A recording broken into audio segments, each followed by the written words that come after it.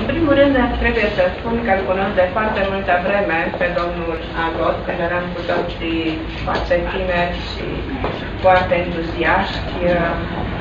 L-am cunoscut tot cu prilejul unei vernisajului unei expoziții și de atunci, bineînțeles că cum am legat o prietenie cu familia Agot, așa încât sigur că îi cunosc foarte bine, n-aș spune chiar ca în palmă, cum spunea Ștefan Agot, să-l cunosc ca în palmă, ca pe o palmă, dar pot să spun însă că de la început, dacă ar fi să vorbim despre pictori amatori și pictori profesioniști, vedem că lucrurile în ziua de astăzi nu se mai poate pune așa problema când este vorba de Agot Ștefan. A avut o profesie, dar a renunțat la ea, am putea spune, de dragul picturii, de dragul de a picta. Pictura pentru Agot este însăși sensul vieții. La un moment dat, cel puțin așa cred, s-a concentrat doar asupra două aspecte, asupra creației proprii și asupra familiei.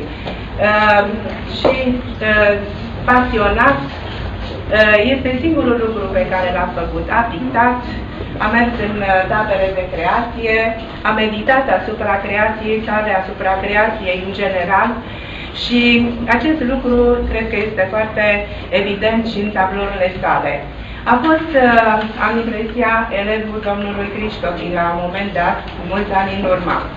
Sigur, chiar la un moment dat ar exista amprenta lui Cristofi asupra creației lui Agot.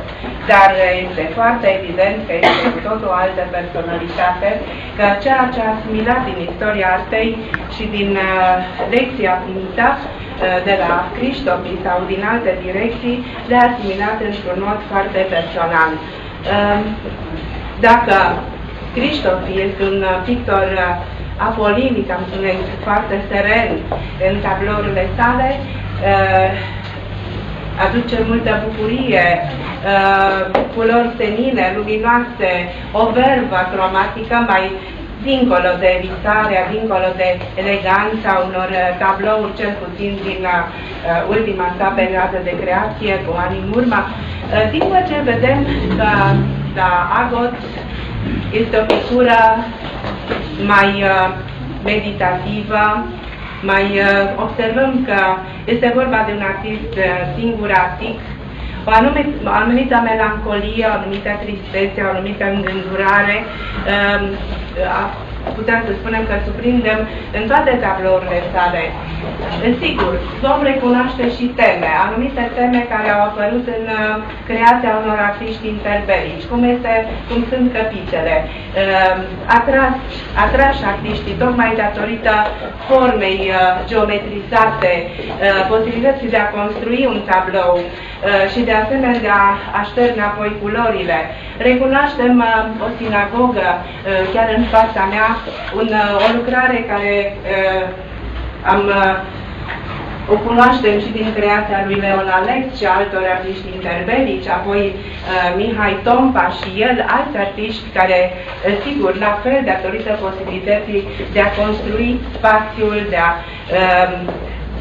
lega, sigur, și de monumentul în sine, dar care îi permite artistului să construiască, deci să pună în valoare construcția tabloului prin formele geometrice care apar. Când este vorba de peisaje, observăm că tablourile sale sunt potolite, bogate în cromatică, spunea doamna Mirișan. Într-adevăr, există un foarte fin colorist, dar la el niciodată nu vrea să agreseze, nu vrea să violenteze ochiul.